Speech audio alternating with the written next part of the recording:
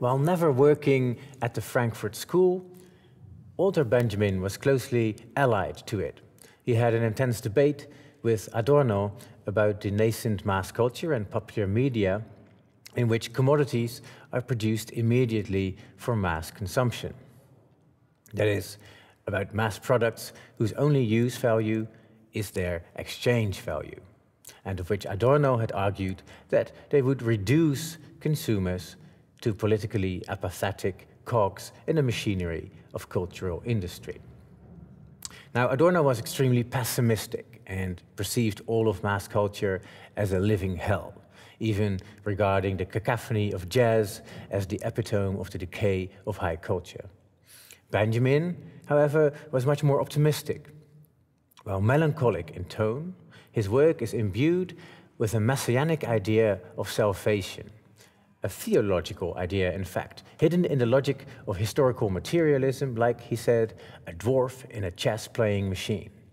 The task of cultural criticism was to decipher this idea in its historical instantiations, no matter how vulgar or degenerate they appeared. This comes across clearest in what may be called Benjamin's magnum opus, even if it remains unfinished. Das Passagenwerk, or the Arcades Project, which deals with 19th century Paris. Written in exile in Paris, it was saved from destruction by the German occupation in 1940 by Georges Bataille, who worked as a librarian in Paris and who was a close friend of Benjamin's. The book is less a historical narrative than an artistic montage. Its aim is to show us what Benjamin, following Marx, calls the phantasmagoria of the commodity. If for Marx, the value of commodities is determined by the amount of labor power that is invested in it, then once these commodities are traded and showcased in shop windows, for example, their original social investment becomes invisible. Instead, the commodity acquires the character of a fetish. It becomes a phantasmagoria, a dream image. What Benjamin adds to this Marxist analysis is the claim that basically the whole life world of the 19th century takes the form of a phantasmagoria. For example, in the form of winter gardens or casinos, world exhibitions, or the megalomatic architecture of train stations and panoramic paintings. Everything happens as if all of modernity delivers itself up to a universal aestheticization process. Just think of the popularity of Jugendstil all over Europe just a little bit later. We are now going to visit Lieven de Kouter in his house in Brussels, the house of the former court physician of King Leopold. Lieven is one of the most prominent specialists on the work of Walter Benjamin, and especially well known for having written a classical dissertation on Benjamin's methodology. He was a vagabond, if you want, almost. He was surviving on a stipendium, a very meek stipendium of the Zeitschrift für Sozialforschung and other. He was a typical, what we would now call a precarious intellectual. Not a vagabond, but a vagrant intellectual would be, living almost in exile in Paris and leaving Europe too late, maybe just a little bit of biography here, too late, and committing suicide when refused, after crossing the Pyrenees, when refused to enter to Spain with his group of compatriot German Jews. Well, I think, of course, he might have been one of the first philosophers to write on it, as he was one of the first to write on photography, on world exhibitions, on panoramas. I mean, for God's sake, most serious philosophers would be very snobbish about writing on panoramas. I mean, it's such a popular, base, almost non-artistic mass medium that is already forgotten.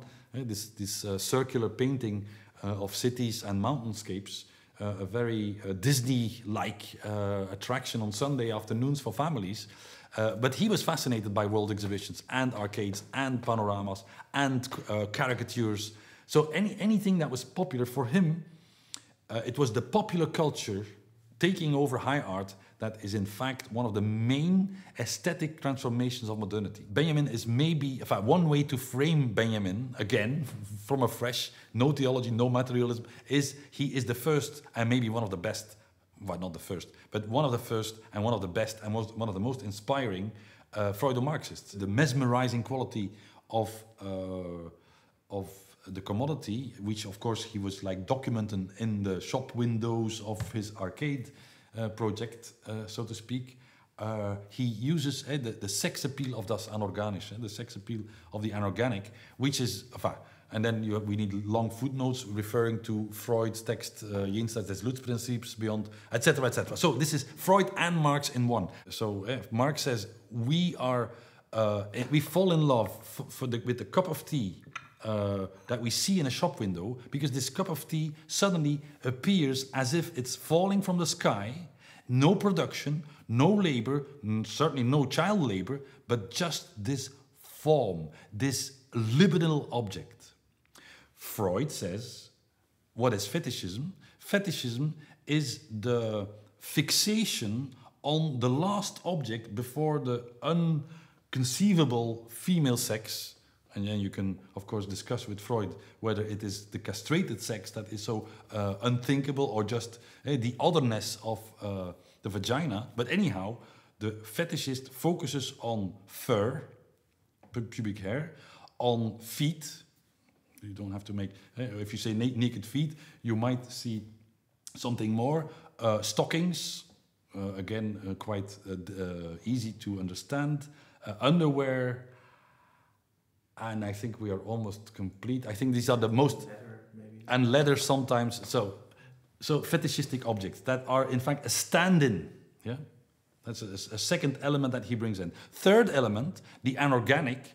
There he uses, in a quite Benjamin wild way, this beyond the pleasure principle, that we have an attraction to the anorganic, the thanatos. And that this is mixed in our love for this totally anorganic beauty of the pure commodity. It's clean. Yes, it is not used. Yes, it is there only to. Yes, voilà. What particularly interests Benjamin is the new roofed shopping streets, the arcades, such as the Passage du Pont-Neuf or the Passage de l'Opéra and the Passage des Panoramas, only a few of which exist until today. Here, Benjamin writes, the world of work does not exist. Every day is a bank holiday. Constructed out of steel and glass and filled with luxury articles, there are passageways between the exterior of the street and the interior of the shops. Strange dreamscapes in which the metropolitan masses, the new bourgeoisie, can indulge in its consumerist cult. On the one hand, this dreamlike character has the quality of pure deceit, because it is connected to the total fetishization of culture. On the other hand, however, Benjamin argues that it also has a utopian aspect, namely the dream of a classless and fully transparent society. Look at today's Apple flagship store in Manhattan. It is completely transparent, establishing a perfect continuity between above and below. Everything is here somehow functional, such that even the difference between shop window and content seems to disappear, which suggests an unconditional communication and equality. It is as if Apple's message to the world is that there is no ideology here, and that the heart of power is in fact void. This utopian architecture shows us that transparency and power, as Michel Foucault too was to show only a few decades later, that they are no longer at right angles with one another. Already in the 19th century, the trouble is rather that in this transparency, reality appears much nicer than it actually is. Benjamin's aim was therefore to unmask the beautiful shine of the arcades, but without giving up their utopian promise. He does this through the montage of quotes and short commentaries, in which faded glory and euphoria go hand in hand. He uses typical images, such as that of prostitutes, or outdated fashion items, or old factories, which all reveal a nostalgic decay of the modern phantasmagoria, but he interprets them as allegories of an original democratic investment which should not be given up. Allegories are dialectical images in which inert fragments and snapshots condense and reveal a fundamental aspect of reality in their own unique way, independent of any grand historical narrative. After all, Benjamin points out that history, written with a capital H, is always the history of the victors, that blots out most utopian investments that actually drive history. Thus, his project is to create an extensive archive of allegorical images taken from the margins of society and from the ruins of the bourgeoisie, in which dream and reality become indiscernible, and the barren trash heap of history can actually be transformed into a revolutionary potential and hope independent from the all too attractive and ready-made modern story of progress and our ever-increasing happiness. How is it possible that you have such incompatible positions between melancholy and optimism, between pessimism and optimism, between a sort of discourse of decay of experience and art and etc., and at the same time a sort of how would I say, a sort of belief in the avant-garde, in modernization, in technology, etc. Well, because, and that is sort of the enigma that I try to sort of solve, it's for others to judge whether I succeeded, is to say it is in the triadic schemes. So he has two triadic schemes which secretly and sometimes very openly structure his texts.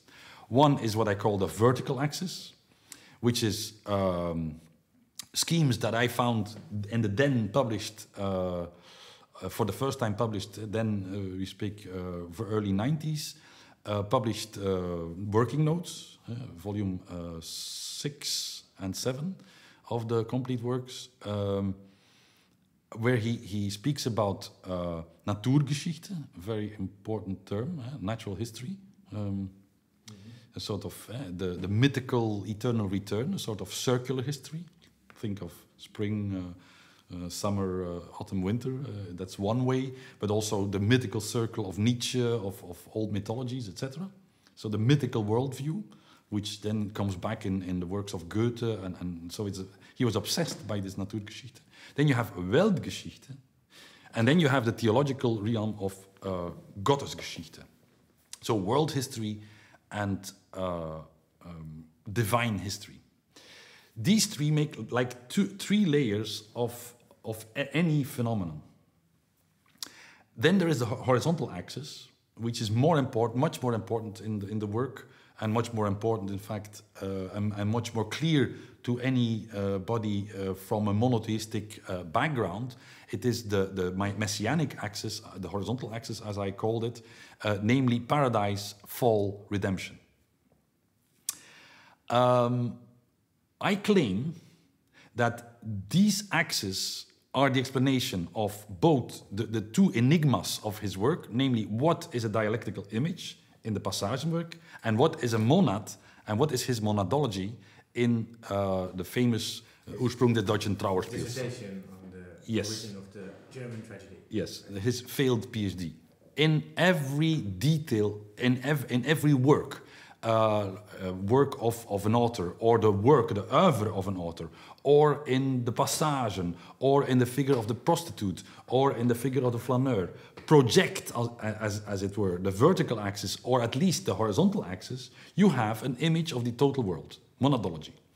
And that is what I try to prove. Same for the dialectical image, which is the version of the monadology that he uses in the more materialistic late work of the Arcades project, which, of course, deserves a whole interview in itself. It's a work of 800 pages, a sort of unfinished opus magnum about Paris, from the monad, the dialectical image of the Passagen. You refer to Benjamin's method as a monadology. So the monad is crucial here. The monad is a figure, is an infinitely small entity which at the same time encompasses or reflects a totality. You also use the term dialectical image. Benjamin also has a theory of allegory. These are basically three words for more or less the same way of writing, right? It's always about the presence of the totality in the detail. In a sense, in a sense. The passage is a monad because it is a sort of mythical, natural, historical, fairy tale-like, surrealist, prehistoric, and therefore paradisical instance. The arcades were a sort of breakthrough, a literal breakthrough, because it connected streets. It was speculation, capitalism. It was the invention, if you want, of nouveauté, of small magazines, of shopping as we know it. The flannery was not flannery just as we sort of romanticized. It was, in fact, the avant-garde of what we now call a shopping mall. No? So the arcade is like the laboratorium of the department store and the shopping mall. In fact, many shopping malls today are directly based, architecturally speaking, on the idea of an arcade, of a passage. Benjamin, being educated as a very traditional literary critic, philosopher, romantic, high culture boy, Jewish, rich, etc., all the cliches, Berlin, suddenly discovered popular culture as the thing to study. So for me, this archaic theologian is at the same time somebody who was really the first philosopher, I think, to see the importance of the rise of pop culture. Anyhow, to make my story short, so the arcade second moment after Paradise and Prehistory, the second moment is Fall. The arcade, and you add the prostitute that came into, it was a secret arcade, so you have literally sin, but also capitalism, the fall. Yeah? World history, now. Then you have third moment, very, very important for Benjamin in the Passage. It is built of steel and glass. It is, in fact, the technology of modernity, of the industrial architecture, of progress, of stations, of greenhouses. The transparency and the light, the architecture of light, is for him a clear messianic utopian, also Marxist, because it's in the infrastructure, pointing towards the future of a sort of communist, transparent utopia, of a sort of synthesis between private, the house, and public, the street. So, hallelujah, we have in one building type, paradise, fall, and redemption. So you mentioned there is a kind of communist transparency, kind of communist utopian investment in the arcades. How does this relate to, let's say, the total commodification of sexuality in prostitution? Yes. Well, I have sort of called it the theology of prostitution in Benjamin. Because for me, suddenly it became clear how important the figure of the prostitute is in the whole work of Benjamin, from his first writings when he was still a sort of adolescent almost, as Leben der Studenten, the life of the students, where he is in fact attacking this whole youth poetry and saying, hey, folks, should we not be, we are writing this sort of high romantic verses, but all of us go to the dirne, and to the prostitutes, all of the students. So suddenly you discover that he was breaking the bourgeois hypocrisy, because it must have been a shock, I think, for most to yes, in a cafe you would sell, but write it down in literary prose must have been quite a shock.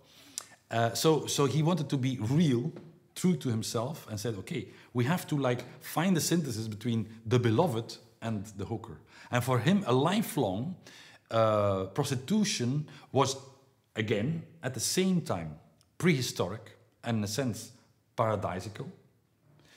Paradisical in the sense of pointing towards a sort of other, even matriarchal or temple prostitution or something mythical, so very ambiguous, but also a bit utopian, like in Marx, original prostitution is a sort of dream of the freeing of love. Second moment, the fall. Prostitution is and remains the eternal allegory of capitalism. It's selling everything. It's indeed, as you say, the ultimate reification and the ultimate commodification. It is selling the most unsellable, namely your capacity to love, no? Your sexuality. So it's a demystification of love on the one hand. Voilà. And third moment, exactly. Digging up Claire de Mart and other feminist writers, he sees that they say, okay, procreation has to go out the way. The feminist Claire de Mart, unknown, but one of his discoveries, I think, like Blanqui, he was very happy with finding the pamphlet of Claire de Mart, a bit forgotten even in feminist history, I think. But anyhow, one day she might be world famous, and you don't know. I mean, you have to then reconstruct her place in feminist history. But anyhow, for Benjamin, a most important find, because Benjamin was a bit of a gold digger. He was like a pioneer, a bit like Foucault, but in a different method, looking at first material to go where nobody has gone, in a sense. So he found this pamphlet on feminism by this Claire de Mart, very radical. She said procreation had to go out the way to liberate human relations. So you could say Benjamin was the first thinker of the sexual revolution, in a way. So he was seeing in very early writings, still his latest writings, that there was a shift in sexual relations. And for him, because procreation did not count in prostitution, prostitution had, however strange, only as a third moment, a spark of redemption and salvation in it. Well, like in Hegel, and like in so many philosophers, their scheme is sometimes, say, are you really believing this? Makes it possible. It's like a heuristic machine, a search machine.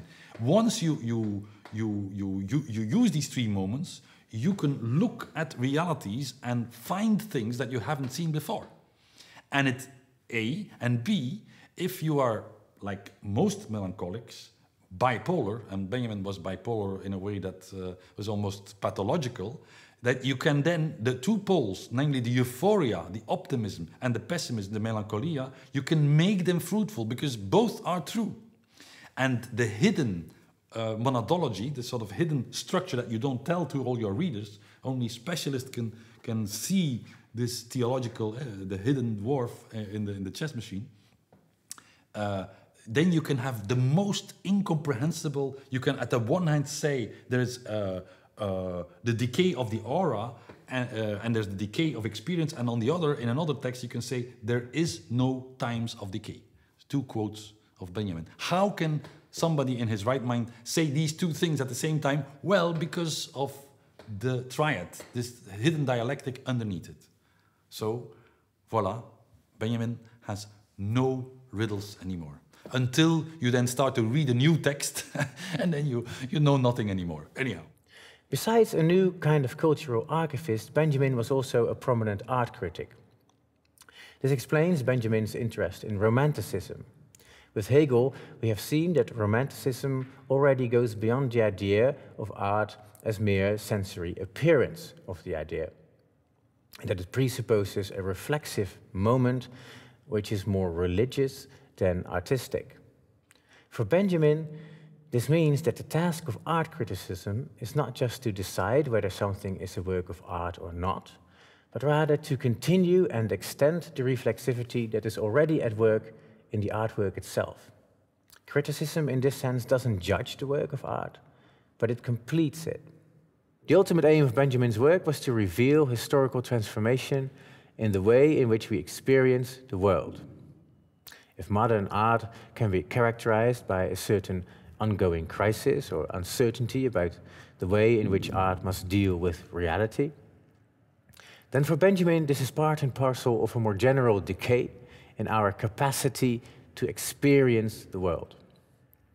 Thus, his many art criticisms revolve around the diagnosis of our very structure of experience, a truth content, if you wish, that lies beyond the shine of the beautiful.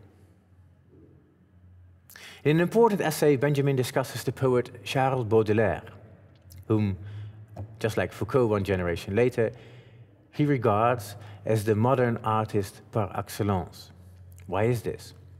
Because Baudelaire, like no other, described the contradictions of his time. Under the lead of the urban architect Baron Haussmann, Paris had been turned from a chaotic and mostly medieval patchwork into a huge organic system, organized around the great avenues that function as its veins of circulation, and along the great boulevards and parks that, with their cafes and terraces, function as its respiratory tracts. As in the arcades, we are dealing with a world in which what was formerly separated now begins to intermingle. A new kind of glamour, from the flaneur to the military parade, becomes visible, but not also without poverty, which before was safely stowed away in the slums, equally entering the scene. Especially in his collection of poems entitled The Melancholy of Paris, describes how this new public space undermines the traditional aureole of the artist's genius, but how at the same time it also gives him an unprecedented freedom and gives him an access to a wild, anonymous world of prostitutes and absinthe drinkers and other curious figures who bear no bigger meaning, but who can be described in a photographic style. One could say that Baudelaire does for poetry what Manet did for painting. He presented at the same time the well-to-do bourgeoisie and the demi-monde, and he presents them as intermingling in the streets, the new habitat for the masses. Walking among the masses, we simply don't have the time to absorb all the impressions to which we are exposed. Things no longer leave any traces because, like an infinite series of little shocks, or like the eternal return of the new in fashion, everything somehow exists at the same time. Our experiences lose their original context and meaning, and are themselves fragmented in the form of snapshots. Thus, Baudelaire and Manet can be said to have both drawn the ultimate consequence of the Hegelian death of art, which is that art should no longer resist modern life and long for the sacred, but become itself utterly profane and ephemeral. Art no longer serves to overcome alienation because it no longer refers to anything outside itself. Like every other commodity, art loses its original use value and dissolves in exchange value. This, precisely, is its purposeless purposiveness. From Impressionism onwards, with nothing to venerate except for itself, art becomes the triumph of the fetish. Ultimately, what is at stake in this new, modern, fragmented structure of feeling, for Benjamin, is the disappearance of time itself, or at least the reduction of history to an eternal present. As Benjamin says, we no longer have memories, but only souvenirs, and the past itself becomes cultural heritage to be exhibited in museums and biennales. In more traditional societies, experience was always bound by a collective past, a binding which is constantly reassured through collective rituals such as Memorial Days or Liberation Days. In modern times, however, what binds us together is not the past, but the new, or rather, Benjamin says, the news. We process information from the newspapers, but this information is not meant to really sink in with our own experience. On the contrary, its fast pace guarantees that each event can be isolated from others and that everything is equally unique and sensational. Hence the experience of what Baudelaire calls ennui, the nihilistic feeling that time is empty, that we all share from the worker at the assembly line to the visitor of casinos, to the elegant dandies strolling the streets. Yet here again, this emptiness of time does not just make Benjamin nostalgic. It is also a liberation from the cult of the past, of its authority. It is precisely the shock of the present that may awaken us from our false consciousness and from our enslavement to pre-modern conditions. Precisely when the fetish is exposed as fetish, doesn't this trigger a new, emancipated experience of the transformability of the world? The possibility of this emancipation on a mass scale is precisely what is at stake in Benjamin's most famous essay, namely his essay on the work of art in the age of mechanical reproduction. Accordingly, the loss of the singular aura of the work of art, that is, the evaporation of its original use value and exchange value, may just as well mean the liberation of art from the mystic cult of its autonomy, and thus prepare it for a new, politically mobilizing destiny.